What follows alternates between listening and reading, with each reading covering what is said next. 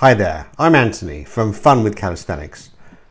In this video you're going to be seeing me performing the Chris Shawarma challenge to the best of my ability. This is the third attempt at doing this particular challenge. Now when Chris does it, he does it with fantastic form and with great composure and in a really quick time as well. And he's recently put a video together demonstrating where he did this challenge for 30 consecutive days. Hats off to you, Chris. Got to drink your water. So this is my third attempt at this particular challenge, and it's a tough one. Now I haven't done it for 30 consecutive days. I've just done it on 3 separate occasions with a good few days in between each one to make sure I was fully recovered before I go again. Excuse me. So what is the Chris Shawarma challenge? And what does it involve? And how tough it really is it? Well, what it is, you start off with a pull-up, chin above the bar, good composure, try and make it reasonably explosive, and then you drop down and you do a burpee. A 1 pump burpee, and then you go from that into a squat, nice and low, so you're right down on your haunches, and then you pop back up again, and that counts as 1. The idea is you do 100 of those, so you move from you're starting off with the pull up, and then you go down into once you go down there you start off with a pull up, and then you drop down and you do the burpee, and then you do the squat, and then you go straight back to the pull up, and etc, etc, etc, and you just keep on going. And so the first couple of times I did it, it was over 20 minutes, and in this particular video I'm going to be knocking off about 4 minutes. It's because I've already done it, and I did. I knocked off 4 minutes off my previous time, so absolutely stoked with that. Really pleased. And I was determined to shave off a huge amount of time. And for those of you other YouTubers that have gone out there and performed this challenge and you want to do a quicker time, well then let me tell you how I did it. What I didn't want to do, before I tell you how I did do it, let me tell you what I didn't want to do. I didn't want to lose my form. So I wanted to maintain good quality squats, nice and deep, nice and good ones. I wanted to do a decent pull up as well, so chin above the bar every single time, and not just dropping down but lowering myself down as well. And I wanted to make the burpee as good as I could. So I wanted to do a good time without compromising the activity. Now when you've got 100 reps of each, it gives you a total of 300 reps. Now if you can shave off a second or a second and a half between each rep during the transition going from one activity to another, then you're going to shave excuse me, still suffering from it. So you're going to shave off like 3 or 4 minutes, and that's exactly what I did. So you'll probably see by watching this video that I'm going from the squat, and then as I come up out of the squat, I'm straight into the pull up and then straight the way up. So I shave off, I reckon I shave off at least a second every time I do one of those. That's 100 seconds saved. What I didn't do also is I didn't waste time like taking off my t-shirt or mucking around with my gloves or like any delays during the process. I just kept going. And I've always been tempted when I get to about halfway, say got to 50, just to have a little bit of a breather, but no, I just kept going, didn't stop at all. And I found that it actually paid off.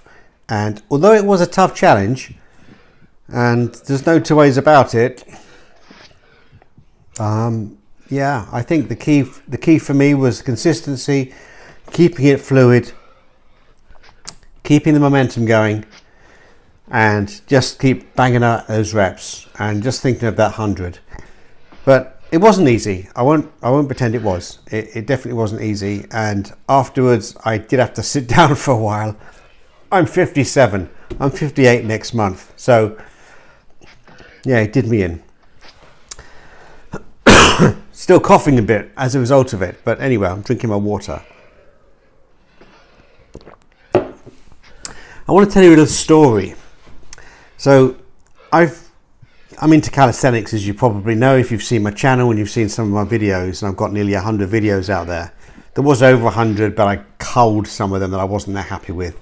So it's less than 100. But anyway, I've got some videos out there, and if you've been following my channel, you realize I've been doing calisthenics for about 3 years.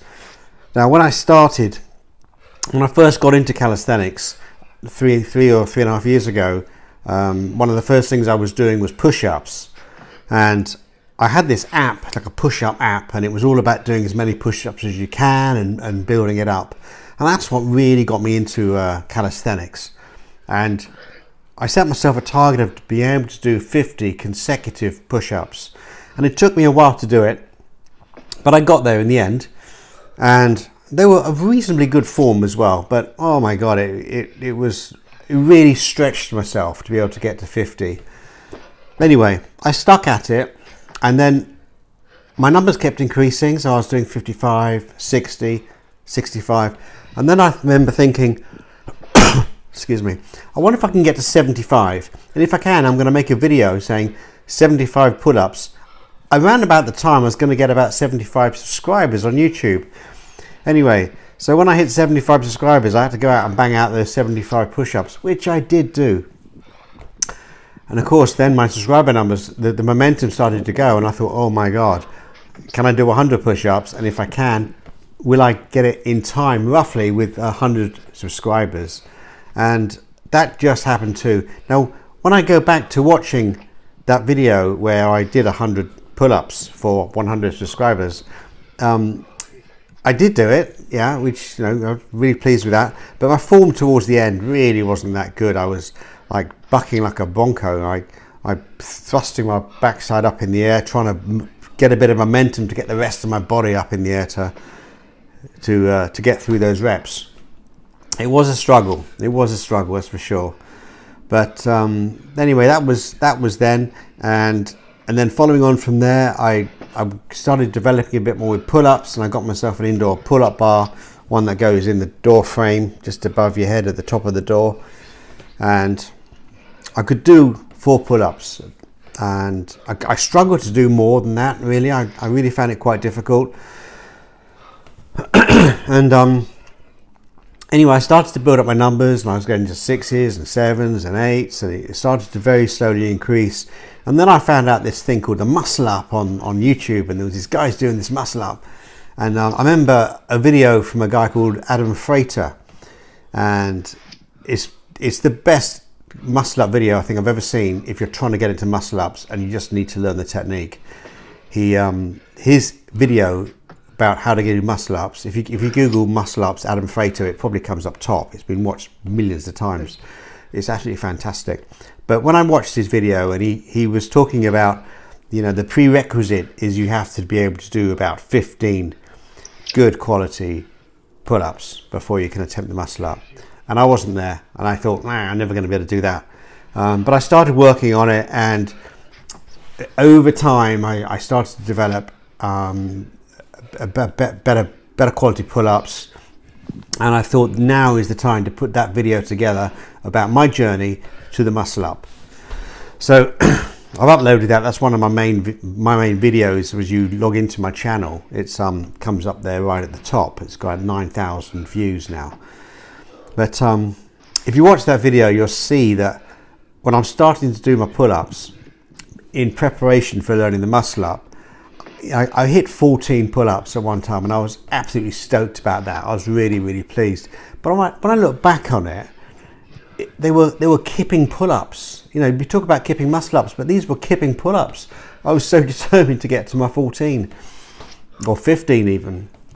But they weren't great, and it was a struggle. And I look back and I sort of smile to myself. But it just reminds me that we all take the similar path. We're all beginners at some point, and you know, when I watched back that video, I realized that's when I was a beginner, and it took me a while. And then when I started making the video and I got to my 14 pull-ups and I started using bands to get the muscle up, and I really struggled, you know, it wasn't easy. It didn't come easy to me at all. You know, I was using bands on a regular basis, and I was trying to do using two or three bands at a time. So just the big green one wasn't enough to get me over that bar. I was using like 3 or 4 bands in the early days, and then I could just do 1 or 2 muscle ups, you know, and they looked awful. And anyway, eventually I managed to just do the muscle up with the green band, and then over time reduce the number of bands and reduce the thickness of the band as well, until I could perform a muscle up after about 3 months, really badly, really lots of kipping, a little bit of chicken wing going on, but I got myself over the bar. And since then I've really managed to improve my muscle up. It's not strict by any stretch of the imagination, but it's a much better form muscle up, but still kipping. You know, that's a strict muscle up is something that has eluded me to this point. However, I have started doing some ring muscle ups. Once again, Chris Shawarma, the guy that inspired this video, also inspired me to try and do the ring muscle up. So I got myself some rings and hang them from my pull-up bar, which is now an external pull-up bar on the outside wall of the house, nice and high, actually really good for muscle ups too.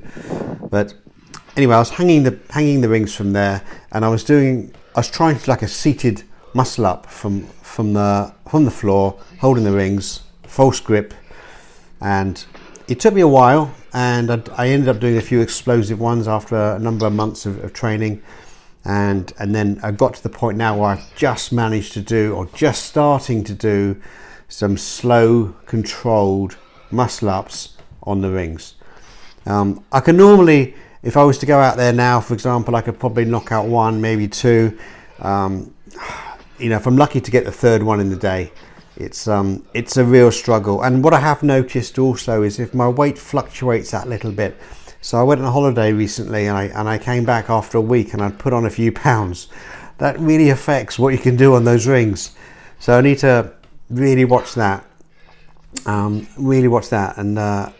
it does make a difference. So if you're trying to do the ring muscle up now, especially a slow one, and you think you might weigh a few extra pounds, then yeah, try a bit of intermittent fasting. That's what I've tried, and it kind of, basically in simple terms, you know, you stop eating at a certain time of the day, in the evening, maybe like 8 o'clock, and then you don't start eating anything again until 12 o'clock the next day, and just try and drink water and black coffee during those hours as well. So you just eat most of your meals during a shorter period so that your body is burning fat.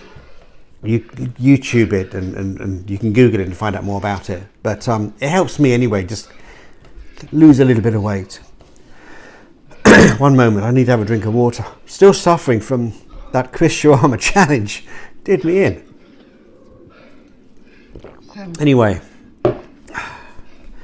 so that challenge it's a fantastic challenge, but it's not for everybody. It is tough, it is hard going. So if you're just getting into calisthenics now and you're thinking about doing 100 pull-ups, 100 burpees and 100 squats, you might really struggle with it. So, you know, scale it back. That's what I would do. Start off by doing, depending on your, you know, your athletic ability, you might just want to do like 10 or 15 or 20 or something, and then build up. There's no point in trying to do too fast, get too fast too quick, and then getting an injury. So, and I can speak from experience about this, because when I was doing all my push-ups, right, when I first started getting into calisthenics, and that was the base of my training, was push-ups really, I did hurt my shoulder a little bit, but it wasn't too bad, and I kind of like pushed through. And then I found that pull-ups actually didn't hurt my shoulder. So I think I had a rotary cuff issue. I didn't see a physio or anything, but I think it was something to do with my rotary cuff. I gave push-ups a bit of a break, and I started doing pull-ups, and they didn't hurt at all. So can't really explain that.